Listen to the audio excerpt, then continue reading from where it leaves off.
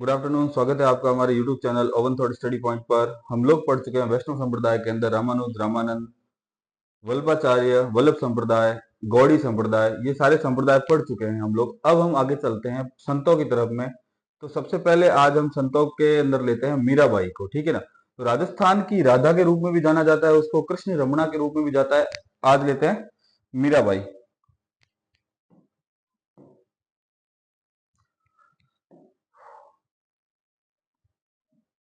मीराबाई सबसे पहले उपनाम देख लेते हैं, इनको किन नामों से भी जाना जाता है। राजस्थान की राधा,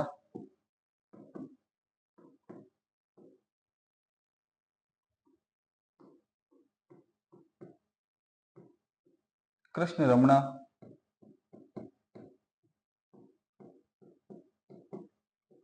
ठीक है। अब देखते हैं कि मीराबाई का जन्म कहाँ हुआ है, किसके घर में हुआ है, किस जाति से बिलोंग करती है। तो जाति पहले देख लेना, किस जाति में हुआ है, राजपूत जाति में। और राजपूत जाति में भी कौन है, राठौड़, ठीक है। इन्हीं के अंदर अपन पढ़ रहे हैं आज मीराबाई को। तो मीराबाई के जन्म के बारे में पहले देखते हैं। जन्म होता है इनका 1498 ईस्वी में, 1498। जन्म 1498, कुड़की, कुड़की गांव, जो अभी कहाँ है, पाली के अंदर। इनका जन्म होता है कहां पर, 1498 के अंदर, कुड़की गांव, पाली के अंदर। इनके पिता का नाम, ठीक है, ध्यान रखना, पिता और माता का नाम भी ले लेते हैं। पिता रतन सिंह,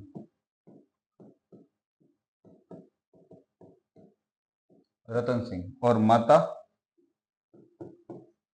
वीर कुंवरी,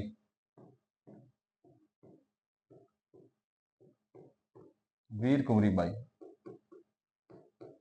ठीक है। ये पिता रतन सिंह जो थे, ध्यान रखना, ये कहाँ के थे। पिता रतन सिंह जो है वह अभी प्रेजेंट टाइम अगर देखा जाए कि पिता रतन सिंह जो थे वो बाजोली गांव के जागीरदार थे। ये ध्यान रखना, पिता रतन सिंह कहाँ के जागीरदार है, बाजोली गांव के जागीरदार,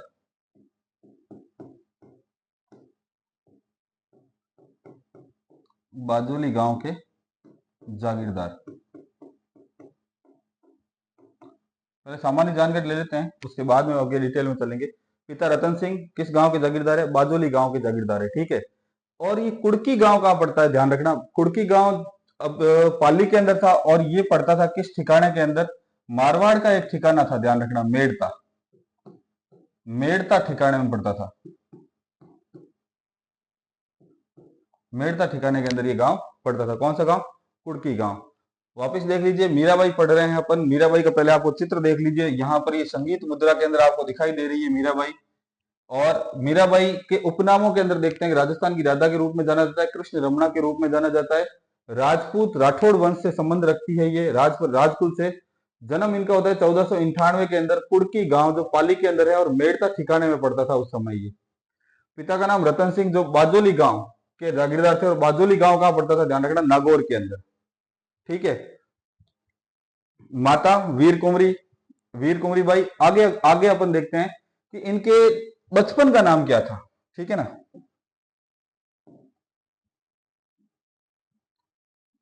बचपन का नाम,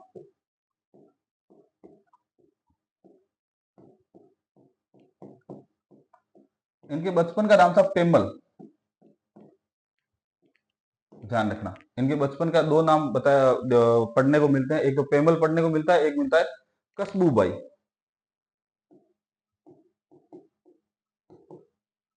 कस्बूबाई, ठीक है। आगे चलते हैं। इनके इनके दादाजी थे, इनके दादा का नाम,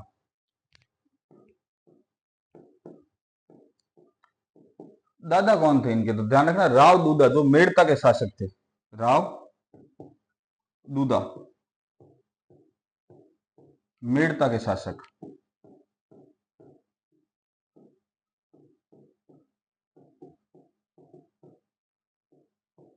ठीक है। आगे देखते हैं इनका, इनकी भक्ति परंपरा कैसी थी, ये किस भक्ति परंपरा से संबंध रखती है। तो ध्यान रखना, मीराबाई जो है, इनकी भक्ति परंपरा कैसी है।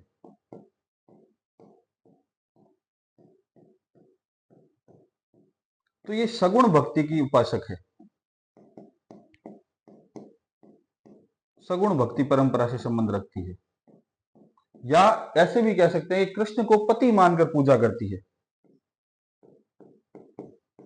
कृष्ण को पति मानकर पूजा करती है।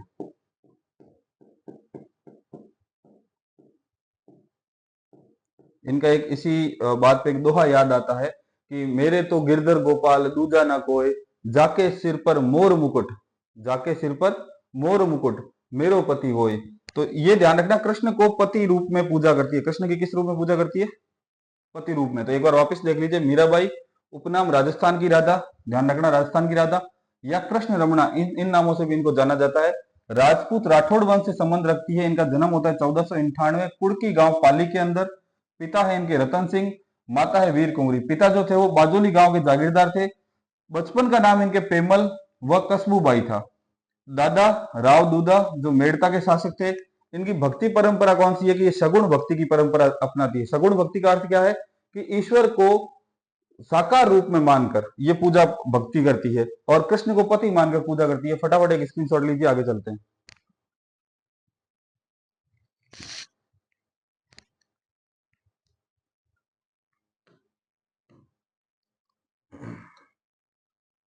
ये सामान्य जानकारी हो गई है मीरा के बारे में। आगे लेते हैं मीराबाई को। अब ध्यान रखना कि मीराबाई का जो लालन पालन है वो होता है मेड़ता के अंदर, ठीक है ना। मेड़ता कहां पड़ता है? नागौर के अंदर पड़ता है। तो ये भी ध्यान रखना, मीराबाई का लालन पालन। उससे पहले मैं आपको एक और चीज बता दूं कि मीराबाई की याद में कुड़की गांव में एक दुर्ग बना हुआ है जिसे मीरगढ़ दुर्ग के नाम से जाना जाता है, या मीरा दुर्ग के नाम से भी जाना जाता है। अब इनका लालन पालन देख लेते हैं। मीराबाई का लालन पालन कहां होता है?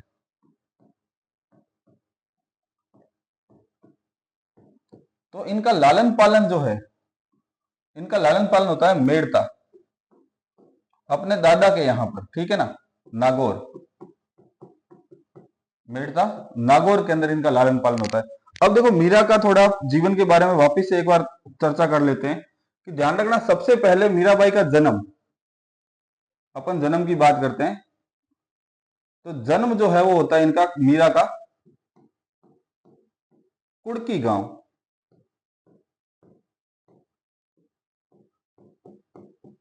कुड़की गांव। यहां पर मीरा के बाद में, यानी मीरा का जो काल टाइम पीरियड जो था, मीरा का समय जो था, उसके बाद में यहां पर एक दुर्ग भी है, वो मीरागढ़ दुर्ग बना हुआ है, ये ध्यान रखना। इनका जन्म होता है कुड़की गांव में 1498 के अंदर। जब ये बचपन में ही इनकी जो माता की हो जाती है, मृत्यु हो जाती है, तब ये चली जाती है कहां पर? अपने दादा के घर पे। जो पिता रतन सिंह जो थे, इनको अपने दादा के घर पे मां की मृत्यु के पश्चात,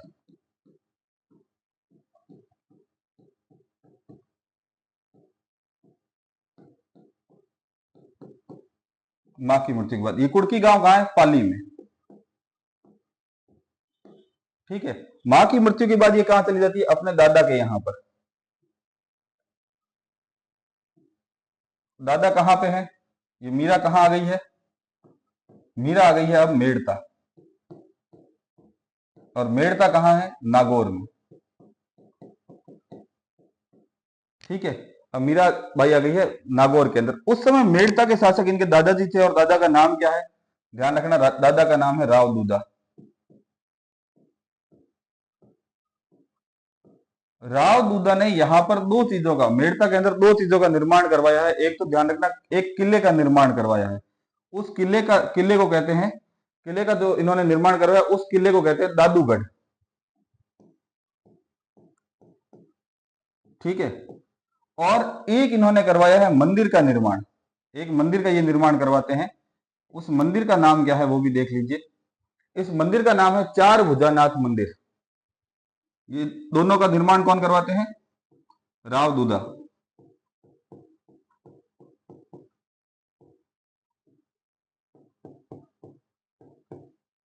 अब देखो मीराबाई यहां आ गई है, माता जी की मृत्यु हो गई, मृत्यु के बाद में मीरा कहां आ गई है? मेड़ता, अपने दादा के यहां पर। इस किले के अंदर उनका वो बड़ी होती है, उनका लालन पालन होता है दादूगढ़ के अंदर। और इस मंदिर के अंदर वो भगवान कृष्ण की पूजा करती है, और कालांतर में यानी बाद में इस मंदिर को मीरा मंदिर के नाम से भी जाना जाने लगा। ठीक है। इस मंदिर को बाद में कालांतर में किस नाम से जाना जाता है? मीरा मंदिर के रूप में। अब ये जब राव दूधा के यहाँ पर आ गई, यहाँ पर आने के बाद में एक बार क्या हुआ कि मीरा जो है वो अपने गढ़ में, यानी कौन से गढ़ में, दादूगढ़ के अंदर झरोखे के अंदर खड़ी थी और नीचे से एक बारात गुजर रही थी। तो बारात देखने की उसने जिद की अपनी दादी से और कहा कि चलो दादी नीचे चल के मेरे को बारात नजदीक से देखनी है। दादी इनको नीचे लेके गई, बाल हट होता है, वहां पहुंची, दूल्हे को देखा, तरह तरह के क्वेश्चन प्रश्न करने लगी और प्रश्न में उसने पूछा कि ये दूल्हा कौन है, ये कौन है घोड़ी पे? तो दादी ने कहा दूल्हा है। ये कहाँ जा रहा है? कि अपनी दुल्हन को लेने जा रहा है। मतलब जो बाल हट के प्रश्न होते हैं वैसे प्रश्न वो अपनी दादी से करने लगी और अंत में उसने कहा कि मुझे भी ऐसा कैसा एक दूल्हा चाहिए। जिद पे आ गई। तब दादी जो है उनको किस मंदिर में लेके आई? इस मंदिर के अंदर लेके आई और भगवान कृष्ण की मूर्त के सामने इशारा करके बोला कि आज से तेरा पति ये है, तू इसी को अपना दूल्हा मान। तब से मीरा जो है वो चार भुजानाथ मंदिर में कृष्ण को अपने पति के रूप में पूजा करने लगी कृष्ण की। ठीक है, तो ये ध्यान रखना, ये बातें जो नॉर्मल बातें हैं ध्यान रखना। अब यहाँ पे अपन बात करते हैं कि इनके बचपन के गुरु कौन थे, जो स्टार्टिंग के अंदर जिसने कृष्ण भक्ति की अलग जगह इसके अंदर, वो गुरु कौन थे? तो ध्यान रखना, पंडित गजाधर।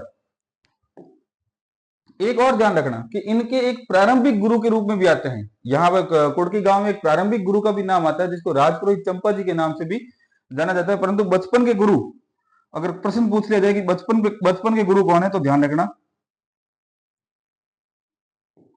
मीराबाई के बचपन के गुरु।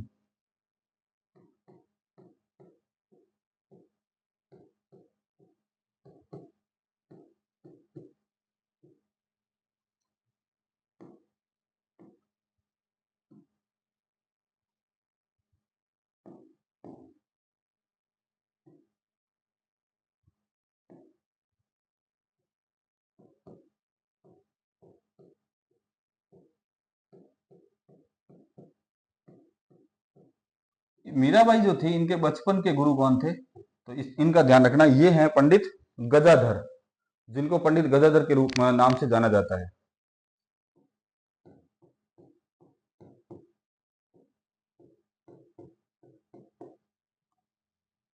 इन्होंने मीराबाई को, ध्यान रखना, संगीत, नृत्य, पठन पाठन व कृष्ण भक्ति,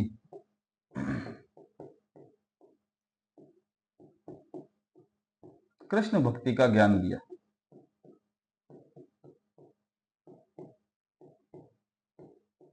ठीक है, वापिस से देखना एक बार।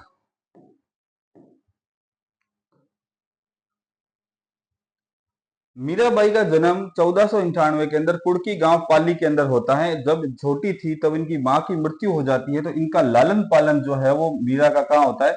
मेड़ता नागौर के अंदर होता है। ठीक है, कहाँ होता है? मेड़ता नागौर के अंदर इनका लालन पालन होता है। और मेड़ता नागौर के अंदर इनका लालन पालन कौन करते हैं? राव दूधा करते हैं। राव दूधा ने दो चीजों का निर्माण करवाया है मेड़ता के अंदर, एक तो दूधागढ़ का और एक चार भुजानाथ मंदिर का, जिसको कालांतर में यानी बाद में मीरा मंदिर के नाम से भी जाना जाता है। और मीराबाई के बचपन के गुरु कौन थे? कि पंडित गजाधर। कौन थे?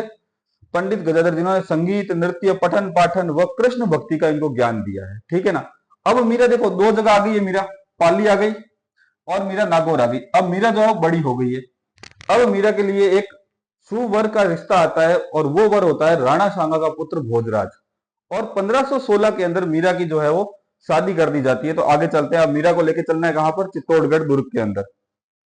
तो ये दो चीजें नोट डाउन कर लेना, स्क्रीनशॉट ले लीजिए।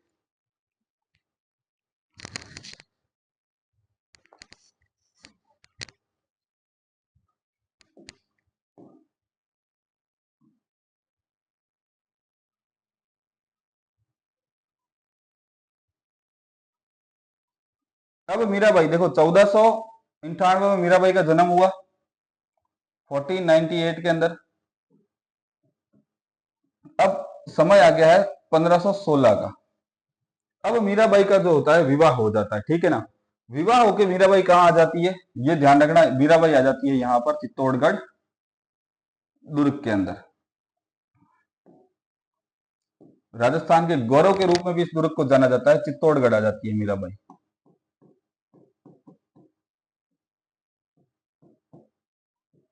चित्तौड़गढ़ दुर्ग आ जाती है। जब मीराबाई इस दुर्ग के अंदर आती है तो शासन किसका था, तो ध्यान रखना राणा सांगा। राणा सांगा। अब मीराबाई का यहाँ विवाह हो जाता है चित्तौड़गढ़ दुर्ग के अंदर। तो मीराबाई का विवाह किनके साथ होता है, तो यहां देखना 1516 के अंदर मीराबाई का विवाह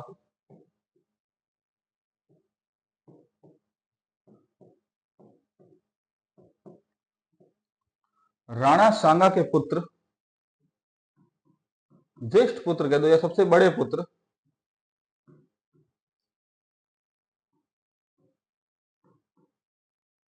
भोजराज के साथ होता है। किसके साथ हो जाता है, भोजराज के साथ।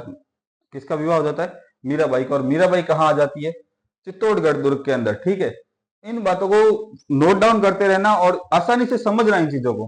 पहले मीरा कहां थी, कुड़की गांव के अंदर। कुड़की गांव कहां पर है, पाली के अंदर। फिर मीरा का लालन पालन कहां होता है, तो मीरा का लालन पालन होता है मेड़ता के अंदर। मेड़ता कहां पे, नागौर के अंदर। अब मीरा का 1516 के अंदर मीरा का विवाह हो जाता है और मीरा कहां आ जाती है, किसके साथ होता है, भोजराज के साथ। ये भोजराज किनके पुत्र है, राणा सांगा के पुत्र है। ठीक है ना, राणा सांगा के पुत्र है। इनके साथ इनका विवाह हो जाता है और 1516 के अंदर मीरा आ जाती है चित्तौड़गढ़ यानी कि चित्तौड़ में।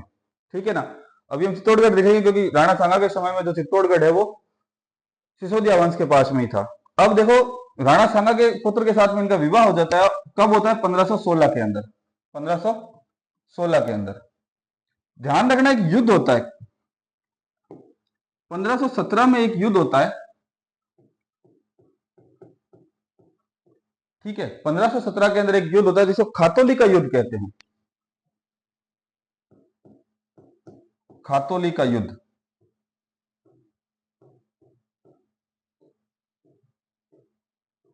इस युद्ध के अंदर जो है वो भोजराज जख्मी हो जाते हैं। खातोली का युद्ध, भोजराज जख्मी।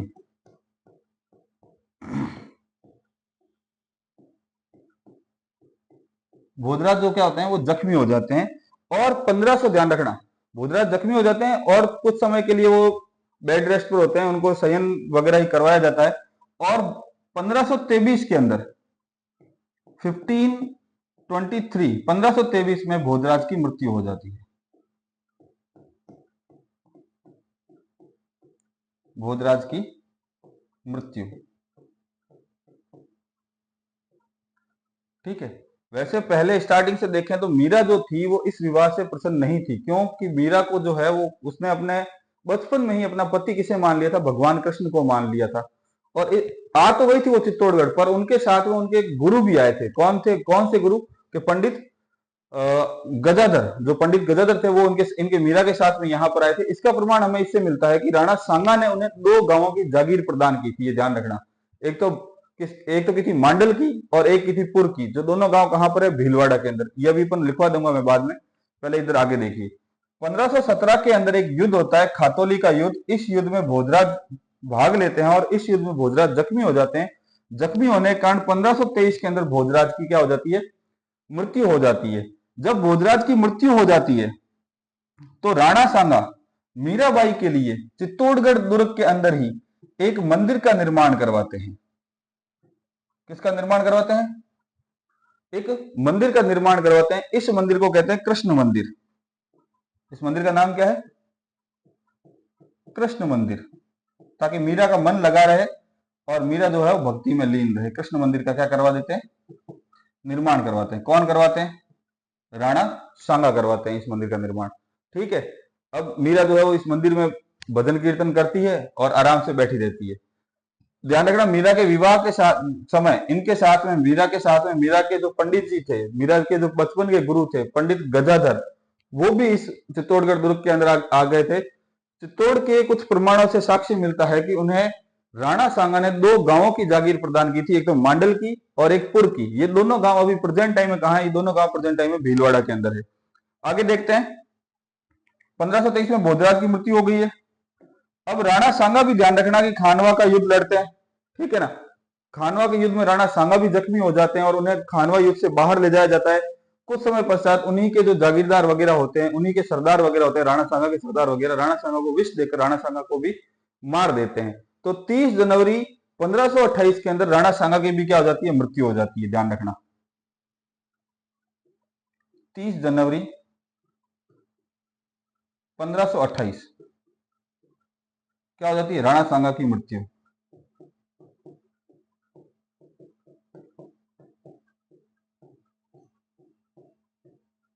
कई बार तो आसान प्रश्न पूछ लिए जाते हैं कि राणा सांगा का पूरा नाम क्या है, तो ध्यान रखना राणा महाराणा संग्राम सिंह। ये ध्यान रखना, राणा सांगा का पूरा नाम है महाराणा संग्राम सिंह। ठीक है, 30 जनवरी 1528 को महाराणा सांगा की भी क्या हो जाती है? मृत्यु। अब मीरापुरी अकेली हो जाती है, क्योंकि ध्यान रखना राणा सांगा की मृत्यु के बाद शासक कौन बनते हैं? रतन सिंह। ठीक है ना, सांगा की जब मृत्यु हो जाती है तो सांगा की मृत्यु के बाद में जो शासक बन रहे हैं मैं उनके यहाँ पे नाम लिख रहा हूं। तो राणा की मृत्यु के बाद में शासक बनते हैं रतन सिंह।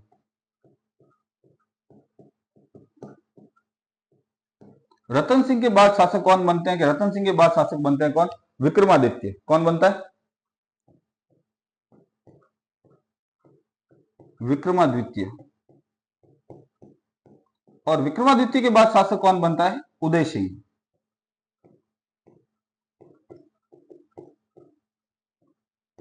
ठीक है ना, विक्रमादित्य के बाद शासक कौन बनता है? उदय सिंह। वैसे एक थोड़े से टाइम पीरियड के लिए 36 से 40 इन 4 साल के बीच में एक शासक और आता है, ध्यान रखना। तो मैं उसको थोड़े ब्लैक पेन से लिख देता हूं ताकि आपके समझ में रहे वो, क्योंकि वो इस वंश का नहीं था।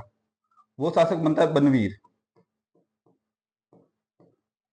ठीक है ना, वैसे ये उड़ना राजकुमार का पुत्र था, परदासी पुत्र होने के कारण इसको राजघराने में नहीं लिया जाता है, बनवीर शासक बनता है। तो रतन सिंह का अगर टाइम पीरियड पूछ लेंगे, रतन सिंह का टाइम पीरियड क्या है, कितना है? तो 28 से, देखो 28 में सांगा की मृत्यु होती है, 28 से लेकर 31 तक रतन सिंह रहता है। रतन सिंह कब रहता है? 1528 से 31 तक कौन रहता है? रतन सिंह रहता है।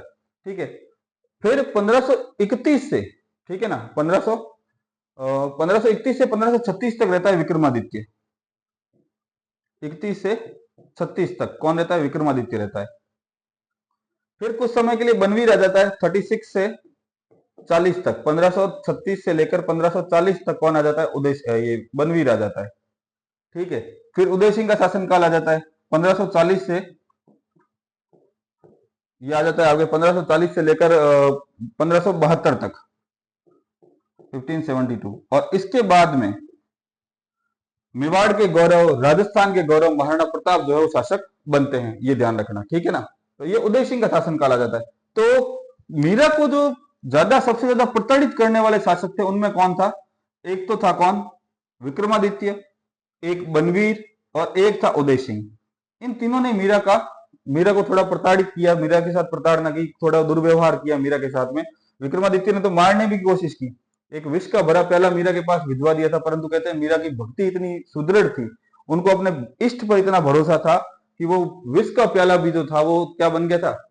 अमृत बन गया था। ठीक है ना, आगे देखते हैं कि मीरा ने सबसे पहले, ध्यान रखना, अब एक संत को यहां बुलावा भेजा था जिनका नाम था रैदास। संत रैदास को बुलावा भेजा मीरा ने, वृंदावन चिट्ठी लिखी और संत मीरा ने संत रैदास को बुलावा भेजा।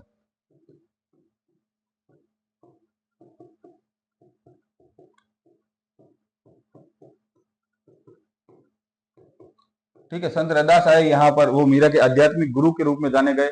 फिर बाद में संत रैदास की भी एक असमंजस से मृत्यु हो गई और उनकी छतरी भी कहाँ बनी हुई है? चित्तौड़गढ़ के किले के अंदर बनी हुई है। इसके आगे की जानकारी हम मीरा के पार्ट सेकंड में लेंगे। तब तक आप चैनल के साथ बने रहिए, लाइक करते रहिए, सब्सक्राइब करते रहिए और oven thought study point channel को जितना हो सके लोगों के साथ शेयर करते रहिए। धन्यवाद।